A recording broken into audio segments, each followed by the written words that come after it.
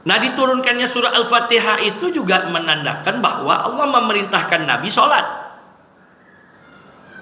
Itu yang kami bilang bahwasanya Nabi itu sholat di pagi hari 2 rakaat, di petang hari 2 rakaat sebelum ada perintah sholat lima waktu.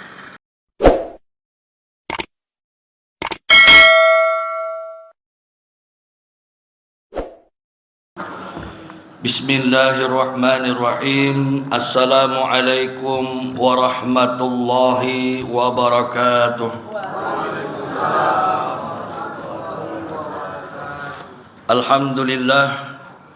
Alhamdulillahi rabbil alamin.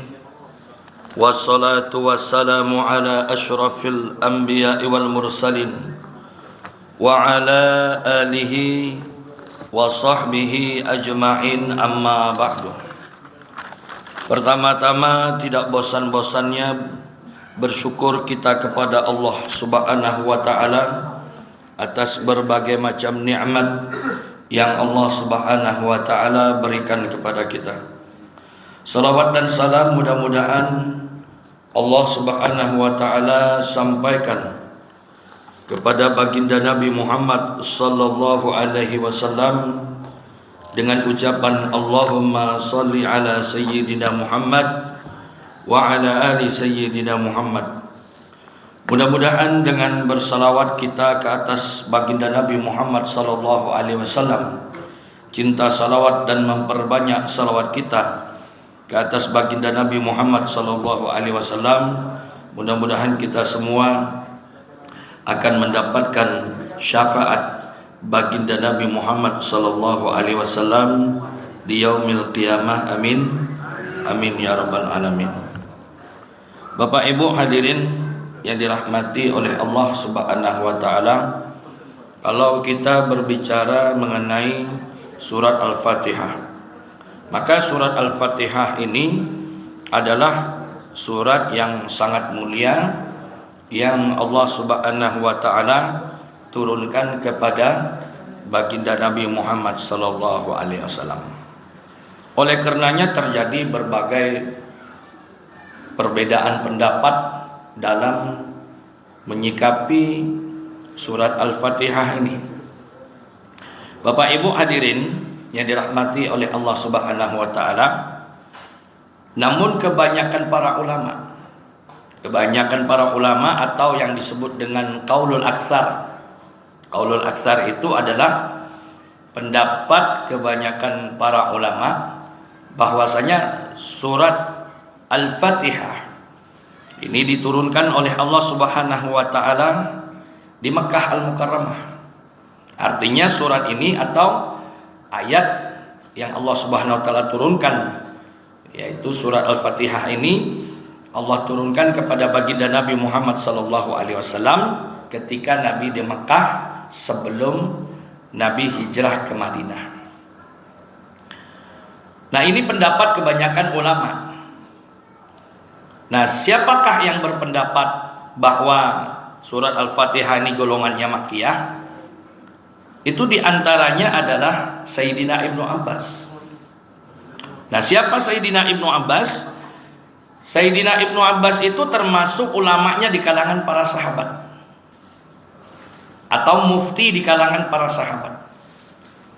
Bahkan Sayyidina Ibnu Abbas itu masih hidup Rasulullah sallallahu alaihi wasallam saja Nabi izinkan untuk memberikan fatwa. Nah, sampai sebegitunya Nabi sallallahu alaihi wasallam memberikan izin kepada Sayyidina Abdullah Ibnu Abbas radhiyallahu taala anhuma, sehingga Sayyidina Abdullah Ibnu Abbas radhiyallahu taala anhuma itu boleh memberikan fatwa. Artinya ilmu yang dimiliki oleh Sayyidina Abdullah Ibnu Abbas itu adalah ilmu yang sudah direstui oleh Rasulullah. Bimbingan-bimbingan dari baginda Nabi Muhammad sallallahu alaihi wasallam. Jadi yang mengatakan bahwa surat Al-Fatihah itu makkiyatun, yaitu ayat atau surat yang Allah turunkan sebelum Nabi hijrah, itu diantaranya Sayyidina Ibnu Abbas. Selain Sayyidina Ibnu Abbas itu ada juga ulama di kalangan tabi'in yang bernama Qatadah. Selain Qatadah rahimahullah ta'ala ada Abul Aliyah. Nah, di antara kebanyakan para ulama inilah yang disebutkan oleh para ulama. Jadi pendapat yang pertama bahwa surat Al-Fatihah itu Makkiyah itu qaulul aksar atau pendapat kebanyakan para ulama. Namun kita harus tahu bahwa ada pendapat lain yang mengatakan bahwa surat Al-Fatihah itu madaniyah. Apa itu madaniyah? Madaniyah adalah surat atau ayat Al-Quran yang Allah Subhanahu wa ta'ala turunkan sesudah Nabi hijrah ke Madinah. Jadi mana-mana tempat Allah turunkan surat Al-Quran atau ayat Al-Quran setelah Nabi hijrah, maka itu digolongkan dengan madaniyah. Nah, kalau kita mau tahu siapakah yang berpendapat bahwa surat Al-Fatihah itu madaniyah, di antaranya juga ada sahabat Nabi. Dan sahabat Nabi ini sahabat Nabi yang terkenal juga, Sayyidina Abu Hurairah radhiyallahu ta'ala anhu. Sayyidina Abu Hurairah radhiyallahu ta'ala anhu ini di kalangan sahabat dialah yang paling banyak meriwayatkan hadis. Kalau Abu Hurairah itu kan nama laqab atau nama gelar yang Nabi SAW memberikan gelar sayang kepada sahabatnya yang bernama Abdurrahman bin Sakhar. Jadi Abdurrahman bin Sakhar ini nama asli daripada Abu Hurairah radhiyallahu ta'ala. Tidak ada yang bisa mendandingi hafalan Abu Hurairah. Namun demikian, pendapat Abu Hurairah mengatakan bahwa surat Al-Fatihah itu madaniyah. Artinya surat Al-Fatihah itu diturunkan oleh Allah Subhanahu wa ta'ala setelah Nabi hijrah ke Madinah.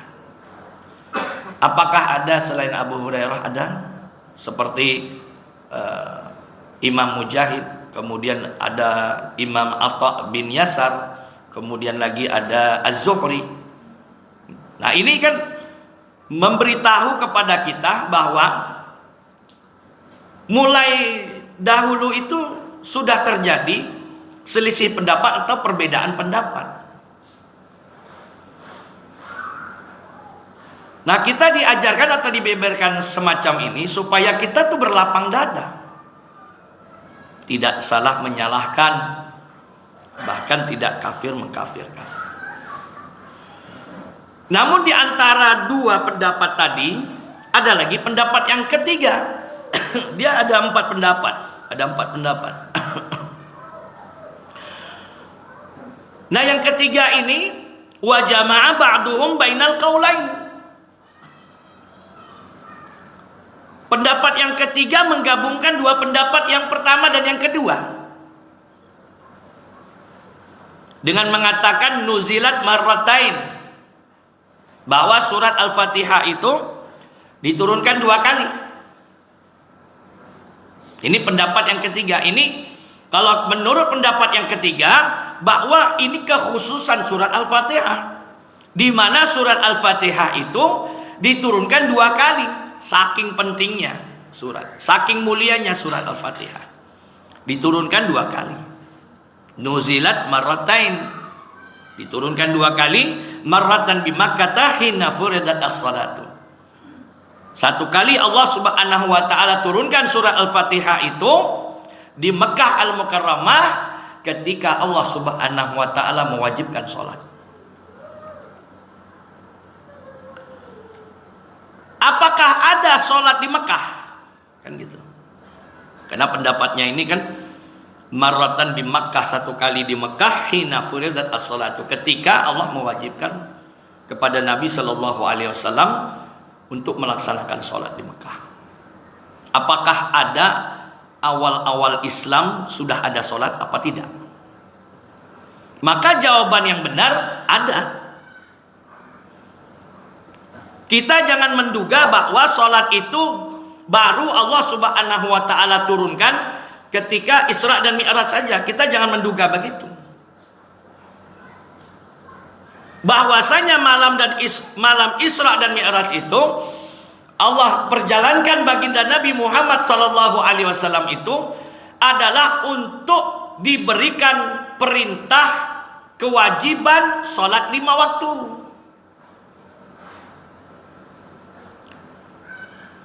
Apakah Nabi sebelum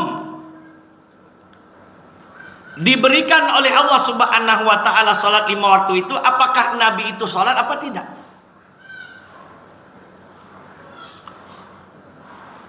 Setiap orang Islam pasti Allah Subhanahu wa taala perintahkan salat.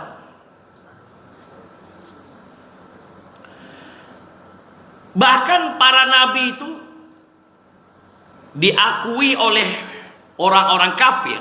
Orang Yahudi kah itu, orang Nasrani kah itu. Mereka, ulama-ulama mereka atau pendeta-pendeta mereka atau rahib-rahib mereka mengatakan bahwa nabi-nabi dan rasul-rasul itu semuanya beragama Islam. Semua beragama Islam. Karena agama Allah mulai dari dulu sampai sekarang tidak pernah berganti. Inna dinna indallahil Islam. Agama yang direstui dan diridhoi Allah hanyalah agama Islam. Agama Islam ini identik dengan amalan sholat. Terima kasih Pak Ustadz. Islam itu identik dengan sholat. Apakah Nabi Adam itu sholat? Nabi Adam sholat. Sholat subuh itu sholatnya Nabi Adam. Sholat zuhur itu sholatnya Nabi Daud. Sholat asar itu sholatnya Nabi Sulaiman. Sholat maghrib itu sholatnya Nabi Yakub. Sholat isya itu sholatnya Nabi Yunus. Jadi kalau kita berbicara mengenai sholat 5 waktu sudah ada, namun sholat subuh itu terpisah. Allah hanya mewajibkan sholat subuh kepada Nabi Adam saja. Allah hanya mewajibkan sholat zuhur kepada Nabi Daud saja. Allah mewajibkan kepada Nabi Sulaiman sholat asar saja. Allah mewajibkan sholat maghrib kepada Nabi Yakub saja. Allah mewajibkan sholat isya kepada Nabi Yunus saja. Jadi amalan sholat 5 waktu itu sudah ada, namun dia terpisah-pisah amalan itu. Nah, untuk memuliakan Nabi Muhammad, untuk memuliakan umat Nabi Muhammad, Allah gabungkan sholat 5 waktu itu. Allah gabungkan ibadah-ibadah nabi-nabi terdahulu, ibadah-ibadah rasul-rasul terdahulu, Allah gabungkan, lalu Allah Subhanahu wa taala berikan kepada baginda Nabi Muhammad sallallahu alaihi wasallam dan umatnya. Itu bukti bahwa Allah Subhanahu wa taala memuliakan baginda Nabi Muhammad sallallahu alaihi wasallam. Apakah ada referensinya Pak Ustaz? Ada, ini dalam kitab I'anatul Talibin. Dalam kitab I'anatul Talibin juz awal halaman 21. Wa qauluhu wa lam tajtami hadhihi al-khamsu li ghairi nabiyyina Muhammadin sallallahu alaihi wasallam bal kanat mutafarriqatun fil anbiya fasubhu salatu Adam wa dhuhru salatu Daud wal asru salatu Sulaiman wal maghribu salatu Yaqub wal isya'u salatu Yunus kama sayadhkuruhu asy-syarih fi mabhathi awqati salati 'anil Rafi'i. Ada. Jadi orang-orang yang belajar itu, karena kalau kita berbicara Islam, memang Islam itu kitab-kitab agama Islam itu banyak berbahasa Arab. Kenapa kita belum tahu? Kemungkinan belum diterjemahkan. Kemungkinan belum diterjemahkan. Makanya pentingnya kita, kalau mungkin ini tambahan kami, kalau kita itu misalnya sudah berumur, kan tidak layak lagi untuk mondok misalnya, maka apakah ada jalan lain supaya adalah paling tidaknya di antara keluarga kita yang belajar betul-betul menekuni agama Islam ini. Nah, agama Islam itu identik dengan bahasa Arab. Jadi kalau untuk mendalami Islam, ya dalamilah kitab-kitab yang berbahasa Arab. Nah, di pondok-pondok itu kitab-kitab Arab yang dipelajari, yang kita kenal dengan kitab gundul, ya, kitab yang tidak berharokat, berbahasa Arab kemudian tidak berharokat. Kalau bisa, kalau kita punya cucu, pondokkan cucu kita. Kalau kita punya anak, pondokkan anak kita, supaya anak kita itulah yang menjadi generasi-generasi untuk menjaga agama Islam. Karena Islam itu identik dengan bahasa Arab. Dan kitab-kitab yang dijelaskan oleh para ulama itu masih berbahasa Arab. Bapak Ibu hadirin yang dirahmati oleh Allah Subhanahu wa taala, kalau kita berbicara sholat lagi, sebenarnya sholat itu ibadah para malaikat. Ada malaikat itu yang Allah perintahkan qiyam saja. Ada malaikat itu yang Allah perintahkan ruku saja. Ada malaikat itu yang Allah perintahkan sujud saja. Nah, untuk memuliakan Bani Adam, untuk memuliakan Nabi Adam, untuk memuliakan Bani Adam, anak cucu keturunan Nabi Adam yaitu manusia, maka Allah Subhanahu wa taala menggabungkan ibadah malaikat itu, rangkaian ibadah malaikat itu jadi satu, itulah sholat. Allah berikan kepada Nabi Adam, Allah berikan kepada para nabi, Allah berikan kepada para rasul, dan Allah berikan kepada Nabi Muhammad dan umat baginda Nabi Muhammad sallallahu alaihi wasallam. Itulah sholat. Makanya sholat ini bukan hanya ada di zaman Nabi Muhammad. Jadi sholat, kemudian zakat, kemudian puasa, kemudian haji, bukan hanya ada di zaman Nabi Muhammad. Nabi Adam itu hajinya 40 kali hajinya. Nabi Adam hajinya 40 kali. Nabi Adam turun dari surga ke tanah India. Karena Nabi Adam itu diturunkan ke dunia itu dipisah dengan istrinya. Istrinya diturunkan di Jazirah Arab. Kemudian Nabi Adam itu di tanah India. Makanya dalam hadis riwayat Bukhari, tanah India itu harumnya surga. Kenapa? Karena ketika Nabi Adam turun dari surga, kemudian tapak kakinya menapak di bumi tanah India, maka tanah India itu menjadi harumnya surga. Seperti orang baru mandi kemudian pakai parfum, masuk dalam mobil yang AC, kemudian turun, pasti kecium kalau dia turun dari mobil itu, kecium wanginya. Ini turun dari surga, luar biasa. Nabi Adam tuh 40 kali hajinya jalan kaki dari negeri India ke Mekah Al-Mukarramah. Haji pertama Nabi Adam tuh haji pertamanya Nabi Adam, lalu malaikat Jibril bilang begini kepada Nabi Adam, "Hai Adam, sebelum kamu tawaf di sini, maka 70.000 tahun sebelum itu malaikat sudah tawaf di sini." Makanya kita jangan menduga bahwa Ka'bah itu dibangun manusia, bukan. Yang pertama kali membangun Ka'bah itu malaikat. Kalau dibilang di kalangan manusia yang pertama kali itulah Nabi Adam. Lalu Nabi Ibrahim bagaimana Pak Ustaz? Nabi Ibrahim itu bangunan yang hancur lalu dibangunkan lagi. Pondasinya sudah ada. Meninggikan bangunan, dalam Quran kan meninggikan bangunan. Diambil batu-batu dari gunung kemudian ditinggikan. Jadi Ka'bah itu sentralnya dunia. Ka'bah itu tengah-tengah, kalau orang tanya, tengah-tengahnya dunia di mana Ka'bah? Tengah-tengah dunia itu Ka'bah. Ka'bah itu satu sentral dengan Baitul Ma'mur. Kalau Baitul Ma'mur itu kan di langit tuh. Di langit yang ketujuh. Ya. Di langit yang ketujuh. Nah, kemudian di Baitul Ma'mur itulah tawaf malaikat, ribuan malaikat tawaf. Nah, di dunia dibuatkan seperti itu juga. Ka'bah namanya. Maka Ka'bah itu setiap hari orang tawaf. Gak berhentinya cuma sholat. Bapak Ibu coba Jam berapa Bapak Ibu datang ke Baitullah tuh? Jam 12 kah? Jam 1 kah? Tidak berhenti orang tawaf. Berhentinya tawaf itu ketika waktu sholat. Begitu juga dengan Baitul Ma'mur, gak berhenti-berhenti. Maka keliling yang disukai oleh Allah Subhanahu wa Ta'ala itu diantaranya tawaf. Tawaf. Kemudian keliling yang disukai Allah Subhanahu wa Ta'ala, setelah itu apa?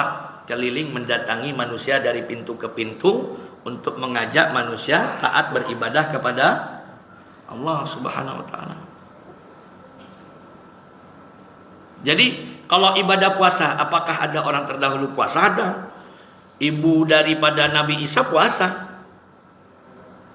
Inni nadartu lirahmani sha'ima. Ya. Jadi ibu daripada Nabi Isa itu puasa. Orang terdahulu sudah puasa. Apakah ada zakat zaman dahulu? Ada.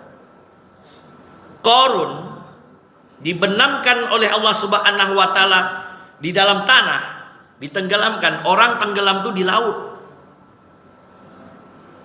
Tapi Qarun laknatullah alaihi ditenggelamkan oleh Allah Subhanahu wa Ta'ala bukan di laut, di tanah. Gara-gara apa? Di antara dari sekian banyak kesalahannya adalah tidak mau bayar zakat. Makanya kami bilang para nabi dan para rasul itu semua agama Islam. Apakah ada agama di luar Islam yang mengamalkan sholat? Apakah ada agama di luar Islam yang puasa? Apakah ada di luar Islam orang yang zakat? Apakah ada di luar Islam orang yang haji? Gak ada.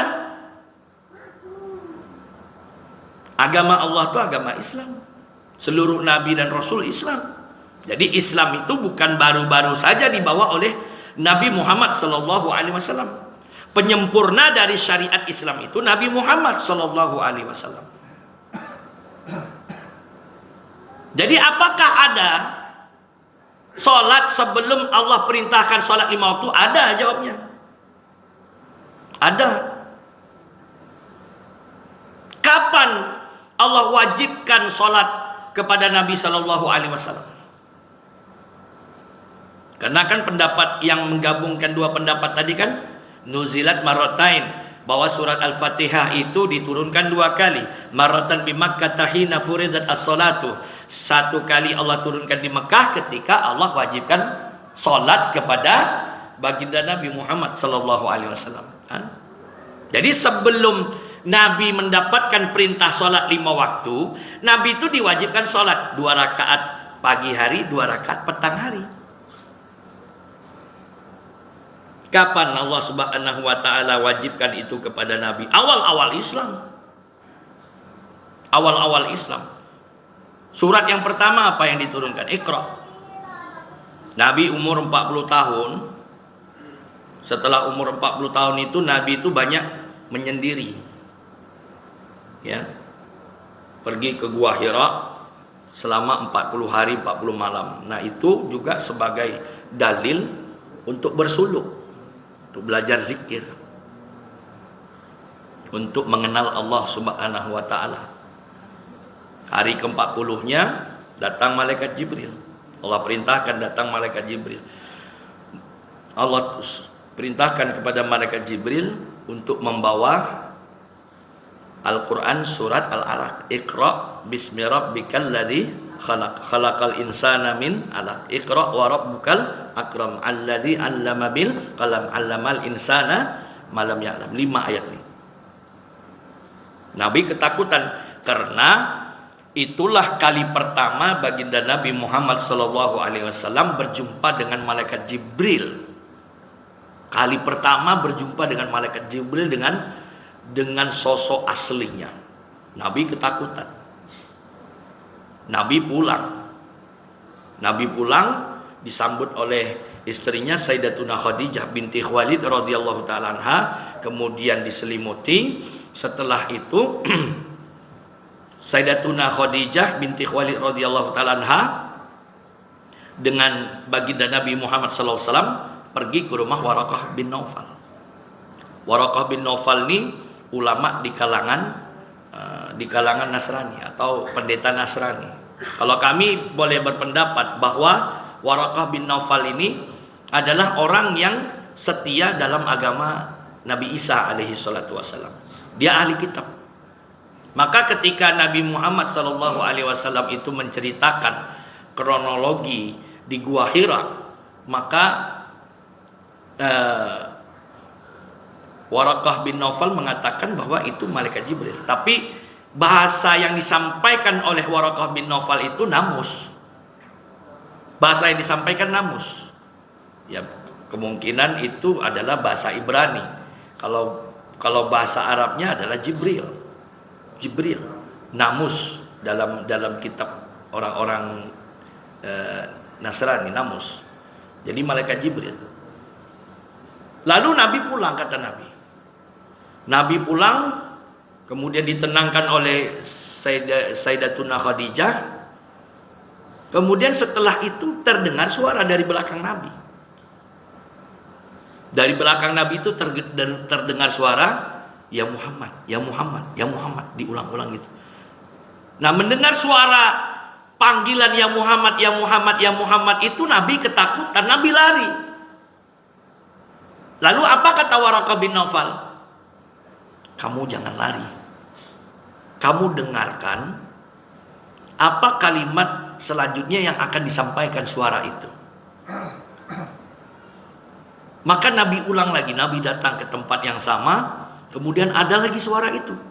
Ya Muhammad, ya Muhammad, ya Muhammad. Nabi diam saja. Nabi diam. Setelah itu malaikat Jibril itu mengatakan, "Qul ya Muhammad." Baca ini wahai Muhammad. Bismillahirrahmanirrahim. Alhamdulillahirabbil alamin. Arrahmanirrahim. Malik yaumiddin. Iyyaka na'budu wa iyyaka nasta'in. Ihdinas siratal mustaqim. Siratal ladzina an'amta 'alaihim ghairil maghdubi 'alaihim waladdallin. Amin. Itu kejadiannya di Mekah. Maka posisi di mana surah Al-Fatihah itu diturunkan setelah 5 ayat Iqra tadi diturunkan, kemudian Nabi lapor atau menginformasikan kepada Waraqah bin Naufal, sepupunya Sayyidatuna Khadijah, bahwa ada suara di belakang Rasulullah. Jadi posisi turunnya surah Al-Fatihah itu setelah surat Al-Alaq.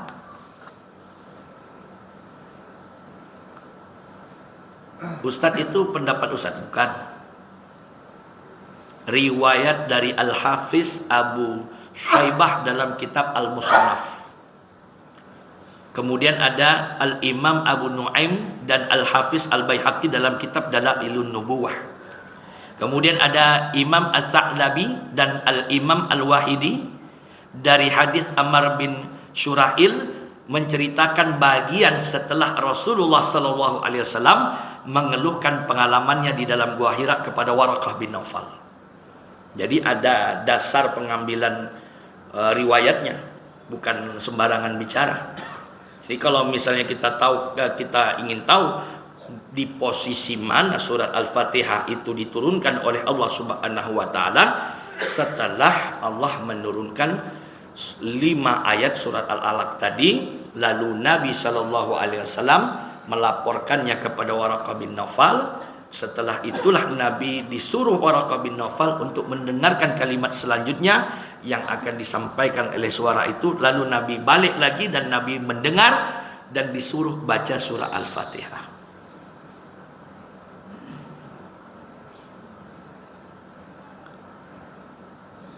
Nah, diturunkannya surah Al-Fatihah itu juga menandakan bahwa Allah memerintahkan Nabi sholat.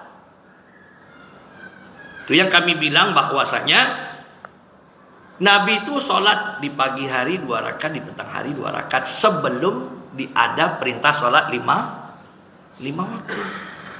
Bapak Ibu hadirin yang dirahmati oleh Allah Subhanahu wa taala. Ada hadis yang diriwayatkan oleh Imam Ahmad dan Imam Daruqutni. Bunyi hadisnya begini. Anna Jibril alaihi salatu wasalam, bahwasanya malaikat Jibril alaihi salatu wasalam atahu, datang kepada baginda Nabi Muhammad sallallahu alaihi wasallam. Fi awwali ma auha ilaihi, di awal-awal Allah turunkan wahyu kepada baginda Nabi Muhammad sallallahu alaihi wasallam. Jadi di awal-awal Allah turunkan wahyu itu di mana? Di surat Al-Alaq tadi, Iqra. Maka malaikat Jibril datang kepada Nabi di awal-awal Allah turunkan wahyu kepada Nabi, fa'allamahu al-wudu'a was-shalah. Lalu malaikat Jibril itu mengajarkan Nabi tentang cara berwudu dan tentang cara melaksanakan ibadah salat. Jadi di awal-awal itu sudah diajarkan cara wudu. Orang kalau salat tak berwudu tak sah salatnya. Ya. Maka malaikat Jibril datang kepada Nabi, mengajarkan Nabi cara berwudu, mengajarkan Nabi cara sholat. Cara sholat. Maka jangan heran kita bahwa sebelum ada perintah sholat 5 waktu itu sudah ada sholat. Aneh sekali kalau misalnya kita bilang Nabi 13 tahun tidak sholat, di Madinah baru sholat. Orang Islam itu identik dengan sholat. Sholat itu sudah ada dari dulu. Bahkan sebelum Nabi Adam pun sudah ada rangkaian-rangkaian ibadah sholat itu dikerjakan oleh malaikat. Makanya sholat itu penting. Saking pentingnya anak umur 7 tahun ajarkan sholat. Kalau anak umur 10 tahun tidak sholat, cambuk dengan rotan. Kalau anak umur 40 tahun tak sholat, cambuk dengan apa? Ada anak-anak umur 40 tahun tak sholat.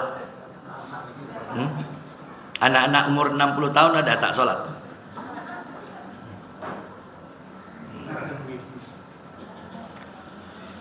Bapak Ibu hadirin yang dirahmati oleh Allah Subhanahu wa taala. Untuk meyakinkan kita bahwa sholat itu sudah ada sejak dulu sebelum datangnya perintah sholat. Untuk meyakinkan kita, kita dengar juga Al-Imam Ibnu Rajab. Apa kata Al-Imam Ibnu Rajab? Wal ahaditsu, adapun hadis-hadis, ad-dalatu, yang menunjukkan ala anna Nabiya sallallahu alaihi wasallam, bahwasanya baginda Nabi Muhammad sallallahu alaihi wasallam kana yusalli bi Makkah, bahwa dulu Nabi sholat di Mekah.